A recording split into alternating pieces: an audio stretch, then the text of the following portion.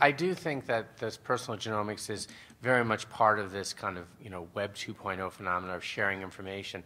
And I think that in some sense it's the ultimate form of that. I mean, it's the ultimate form of information sharing. And I think some of the problems that we're seeing now with personal genomics actually potentially are problems that people haven't fully realized with Web 2.0. I mean, sharing lots of pictures of yourself or your location and so forth is sometimes a little more problematical in the long term than people might realize when they're doing it. And I do think that we're going to have to redefine notions of privacy and acceptability, going into the future with all this information sharing. And but one thing I think is that we've seen that is remarkable is, mental illness has always had such a stigma, and my mom's mom had bipolar disorder, and they just never talked about it. They lived in a small town, and it was just terrible, and nobody talked about it. And I told my mom the other day there's a blogger in Philly who blogs about her bipolar, and she goes out there and says, "I'm feeling great today," and the next day I'm feeling terrible, and she's just out in the open about it, and everybody's like, "Oh, so big deal, she's got bipolar." And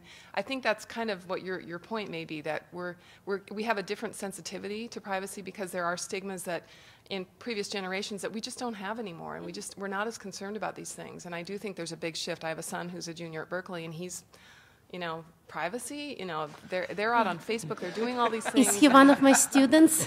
I have 250 students, and they don't care. It's a different We're going to have to limit it to one yeah. question. I mean, in a way, it's still an empirical question, and it'll be interesting to see how it plays out. Are there going to be people who are right now feeling comfortable sharing, but when they see all the implications, they're going to be nervous about it? Or is it really a generational shift where we really are facing a group of people? And again, we can start to empirically explore this question. Yes, it's but a new generation where they just don't care. A little like getting a tattoo, or you're going to regret it later. Yeah, we just don't know. Go ahead.